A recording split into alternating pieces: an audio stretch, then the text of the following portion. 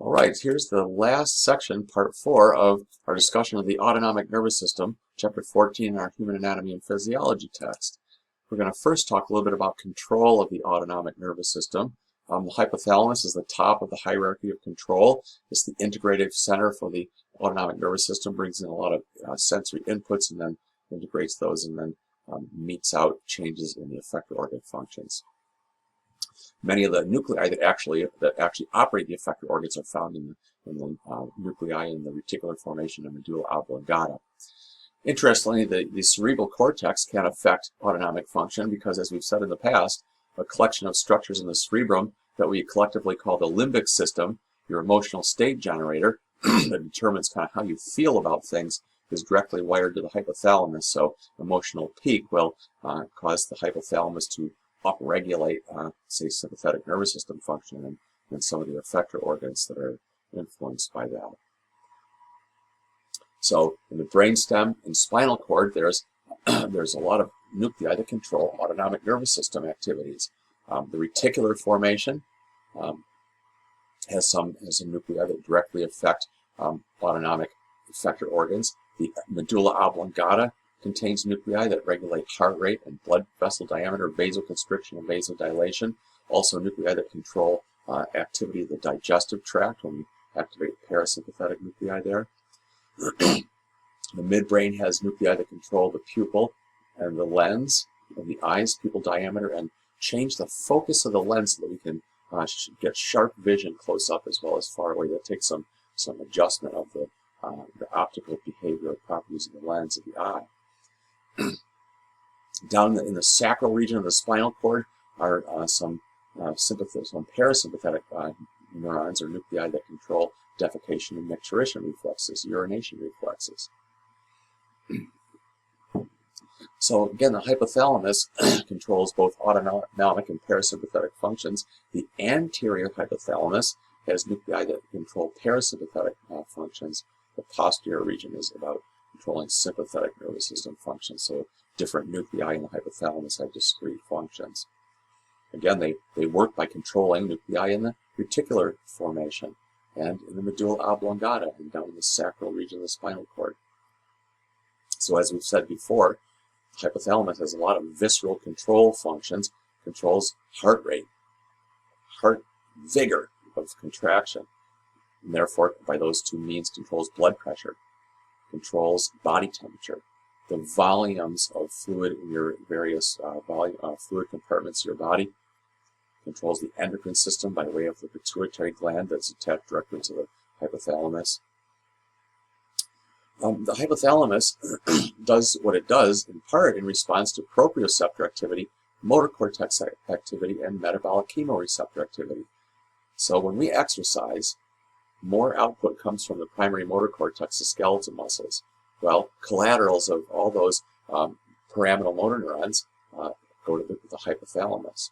Proprioceptor information goes to the cerebellum, but also to the hypothalamus. Metabolic chemoreceptors that determine the increased metabolic activity of your muscle cells talk to the hypothalamus. So that's how the hypothalamus knows to drive up sympathetic nervous system activity during exercise.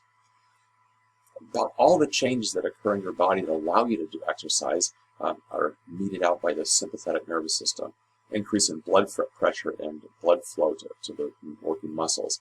Diversion of blood from organs like the digestive tract to the working muscles.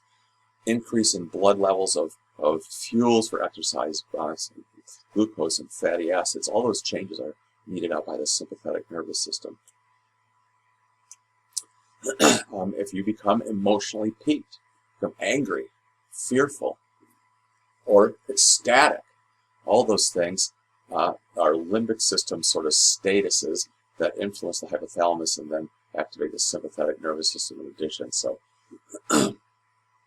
excitement of various types, good or bad, cranks up the sympathetic nervous system in a different way than through the limbic system instead of through the proprioceptors and motor cortex activity like during exercise.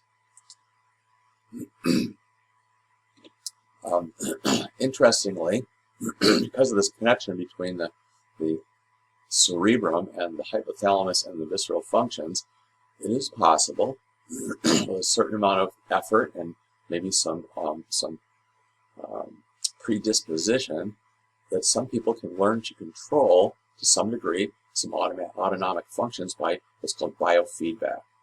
Just concentrating on the functions, or having some way of monitoring the functions and concentrating in different ways to experiment, and eventually discovering what sort of thoughts and what sort of nervous system, sort of brain function will give rise to changes in autonomic function. Some people can control to make their heart rate go up or down as they concentrate. It's really interesting. So that's called biofeedback. It's an experimental. It has some promise, perhaps, for helping people control the onset of migraines. If migraine headaches can be sort of nipped in the bud very early in the process, then sometimes they can be avoided. At least the worst parts can be avoided. So maybe that's something that can be improved upon by biofeedback. Managing stress. You find your heart pounding in the middle of the day or even in the middle of the night. You may be able to utilize biofeedback or some breathing exercises to help you settle that back down. So here's just a visual to illustrate everything we've just been talking about. The hypothalamus is the big boss of the autonomic nervous system. It works by regulating nuclei in the reticular formation and the medulla oblongata and the sacrospinal cord, and to help control virtually many of the autonomic nervous system. I was going to say virtually all. Here we see the limbic system, the amygdala and the hippocampus and the cingulate gyrus and the olfactory cortex, all together forming this emotional status that influences the hypothalamus and what it does in terms of controlling those visceral functions. All right, how about a couple of homeostatic imbalances?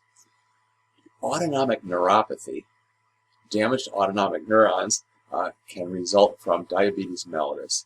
Diabetes mellitus is a terrible degenerative disease that causes all kinds of problems, including very advanced atherosclerotic disease, vascular disease that leads to problems of peripheral circulation, which right there can influence cause dysfunction in peripheral nerves. Also, it turns out it can impact autonomic nervous system function. So some early signs of autonomic dysfunction associated with diabetes, impotence and sexual dysfunction. Other symptoms include orthostatic hypotension, it's called, dizziness upon standing. So we have poor blood pressure control. We'll talk more about that. I'll mention that again in just a second. Urinary incontinence. We said that parasympathetic nervous system controls micturition, but the sympathetic nervous system maintains the integrity of the valve, the smooth muscle sphincter on the urethra, so that you don't leak any urine out until you desire to, until you're ready to activate that reflex. Sluggish pupil reactions, right? Those are the pupillary muscles are controlled by both divisions, but if they're not working properly, we won't have good control of the pupils, say in response to light or dimming or sympathetic activation. Impaired sweating during exercise. So all the things that a lot of the things we talked about with respect to basic autonomic nervous system function may be impacted. Yes, it's true that it's important to maintain good glucose levels, and people that have diabetes, especially people that are kind of health conscious, are very, very meticulous about keeping track of their blood glucose levels and maintaining good management. But unfortunately, diabetes is a terrible, terrible disease, and one way or another, later in life, if people are lucky enough to grow older, then there's going to be some major changes, some problems, especially because of vascular disease.